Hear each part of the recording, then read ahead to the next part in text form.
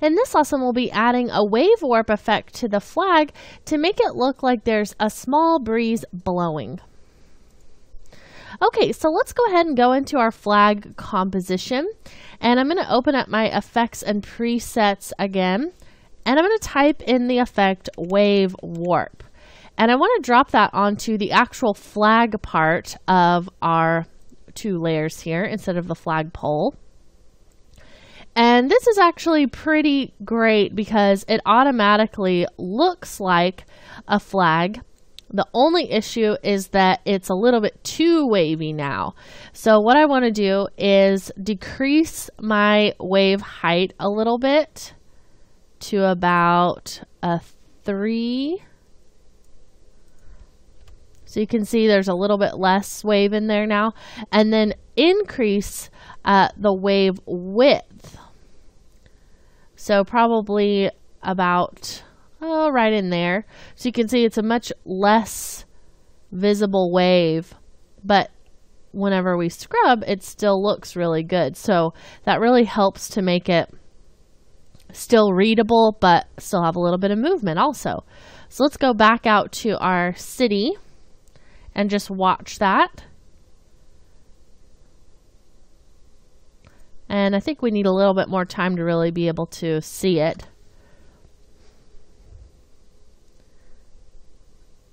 Just see that moving through there.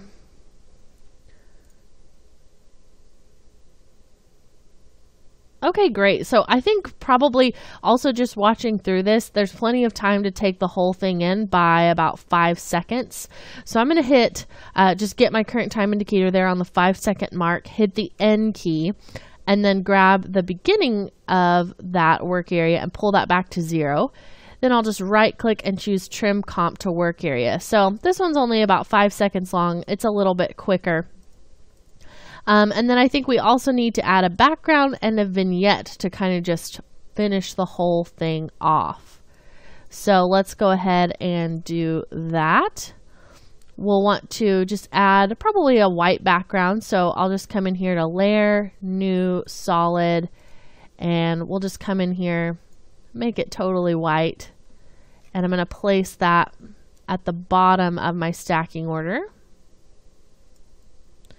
Okay, and then let's add a vignette on top of everything. So I'll go to layer, new, solid, and we'll just do a black vignette. And we'll want that to be on top of everything. And it's looking to me like the little flagpole actually might be not quite the right color. So we can come back and fix that in a moment. Yeah, that still needs that contrast added to it.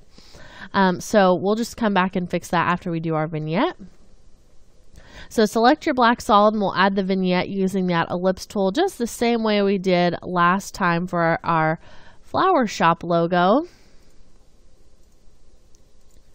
Just inverting it, adding some feather, and expanding that. And you don't have to add a vignette. I just think it's a nice touch.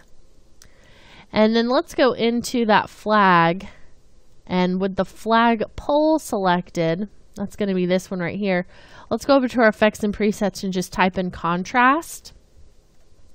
And drop that on and turn the contrast all the way up to make that totally that black color. So now when we go back to our city comp, there's no discrepancy in the color between the buildings and the pizza and all that good stuff. Okay, so let's watch it all the way through.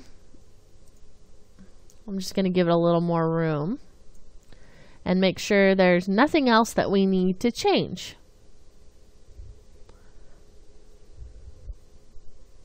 Just let that RAM preview.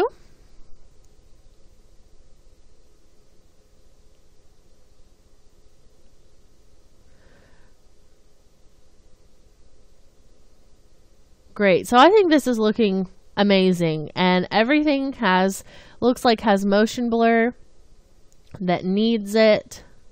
The pizza's blurred, the buildings are blurred, Everything looks pretty good. The only other thing I might recommend that would be helpful just to kind of clean up your timeline is to select all the buildings that are not going to have any kind of motion blur or 3D and just Control Shift C to pre-comp them, and you can just call this city background.